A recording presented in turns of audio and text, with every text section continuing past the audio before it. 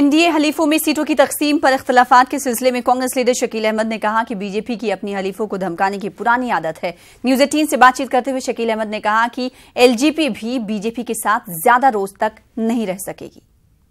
कांग्रेस वरिष्ठ नेता डॉक्टर शकील अहमद हमारे साथ है बात करने के लिए। शकील जी, बिहार की राजनीति पर बात करना चाहूंगी। जिस तरह से चिराग पासवान का बयान आया है, वो भी बीजेपी से नाराज नजर आ रहे हैं। सीट शेयरिंग के मामले में कहा जा रहा है वो भी ज्यादा दिन तक बीजेपी के साथ नहीं रहेंगे।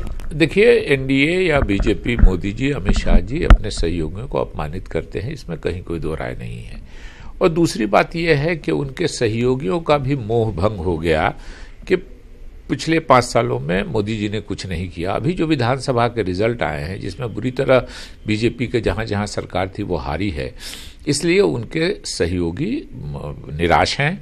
और रामविलास जी और नीतीश जी के संबंध कभी अच्छे नहीं रहे हैं, इसलिए उससे भी लगता है कि वो लोग अलग होने वाले हैं।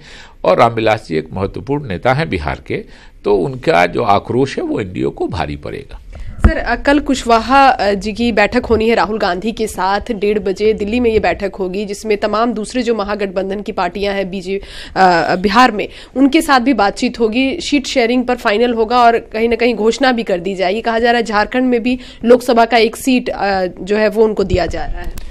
देखिए, ये अभी स्पेकुलेशन है। ठीक है, मुलाकात हो सकती है, बात हो सकती है, सीटों पे चर्चा हो सकती है जब हम मिलते हैं। और एक तरह से एक आम सहमति है हम सभी पार्टियों में कि हम मिलकर चुनाव लड़ना चाहते हैं, मिलकर भारतीय जनता पार्टी को परास्त करना चाहते हैं, तो स्वाभाविक रूप से कुछ चर्चा होगी। लेकिन फाइनल प्रारूप में हमको लगता है अभी कुछ समय लगेगा।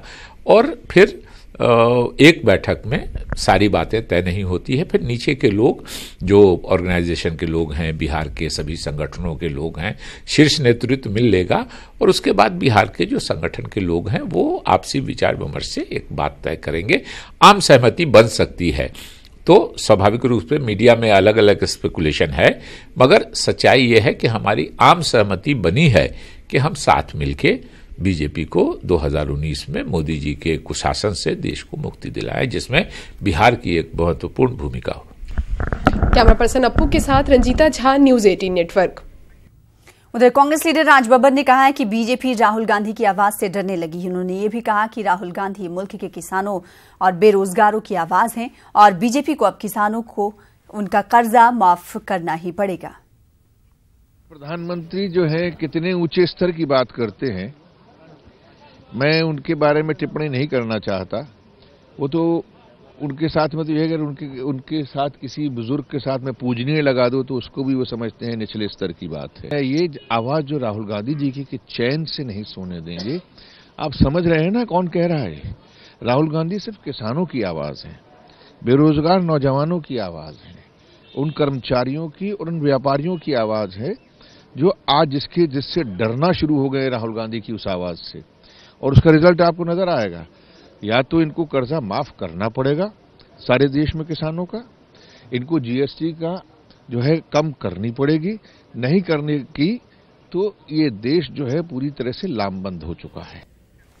वहीं जेडीयू लीडर केसी त्यागी ने कहा है कि एमपी की तर्ज पर बिहार में भी किसानों का कर्ज माफ होना चाहिए। लिहाजा कृषि, गांव देहात, खेती और किसानी अब घाटे का सौदा बन गई है। किसान कर्जे में हैं और उसी में दब करके आत्महत्या करने के लिए भी मजबूर हैं। और आत्महत्याओं की गति यूपीए और एनडीए की सरकार में कम होने का नाम नहीं ली। लिहाजा हमारी पार्टी किसानों की पार्टी है और उनके सवालों को प्रथमता के साथ रखती है और हमें प्रसन्नता है। चुनाव के चाहे जो नतीजे हुए हों, किसान अब भारत की राजनीति की धुरी का मेन हिस्सा हो गए हैं। और जब नारे लगते हैं तो हमें गर्व होता है कि जो किसान हित की बात करेगा वो दिल्ली पे राज करेगा। तो उस राजनीति का वक्त आया है। जहां तक किसानों की कर्जे माफी का प्रश्न है, हम इसके समर्थक हैं।